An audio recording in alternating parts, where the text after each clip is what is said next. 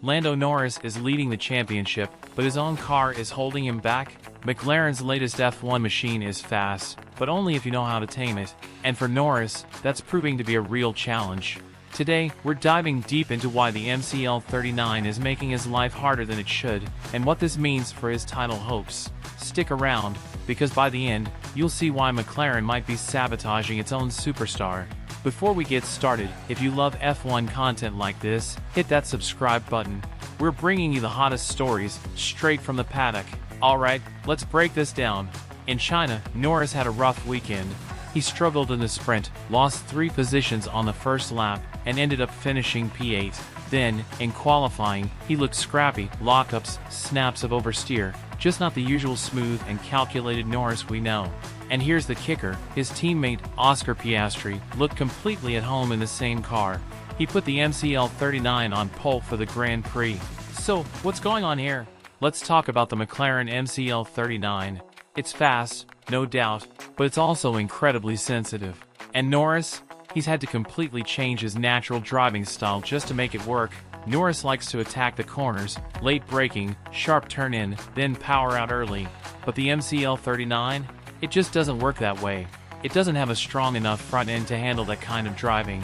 So every time Norris tries to push those extra tenths, the car fights back. He either understeers offline or ends up locking up. And that's exactly what we saw in China. His car was graining the front tires badly, while Piastri seemed to manage them much better. So, is this just a case of setup differences, or is there something deeper at play? Now, you might be thinking, if both drivers have the same car, why is Norris struggling more? Team principal Andrea Stella actually addressed this, and his answer tells us a lot about McLaren's priorities. In other words, the car's natural weaknesses hit Norris harder. He needs a car that responds aggressively to inputs. Piastri? He's naturally smoother, he adapts better to this understeery, unpredictable McLaren. That's why he's thriving while Norris is struggling. Translation? McLaren knows this is a problem for Norris, but they aren't going to fix it anytime soon. If you're enjoying this deep dive, make sure to subscribe. We cover the F1 drama, technical insights, and behind-the-scenes stories you won't hear anywhere else. So here's where things get interesting. Norris is leading the championship, for now. But if he keeps struggling like this, it's only a matter of time before Verstappen or even Piastri starts closing that gap. Red Bull is still fast. Ferrari will get stronger. And McLaren? They need to decide if they're going to tweak this car to suit Norris, or if they're happy to let him suffer while Piastri gets the better results. And here's the real question, is McLaren unknowingly setting up a future power struggle between their two drivers?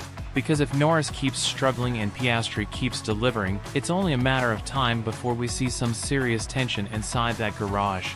So, what do you think? Is McLaren hurting Norris' title chances with this tricky car? Or will he find a way to adapt and fight back? Let us know in the comments. And if you're not subscribed yet, what are you waiting for? We drop the hottest F1 content every week, so smash that subscribe button and join the community.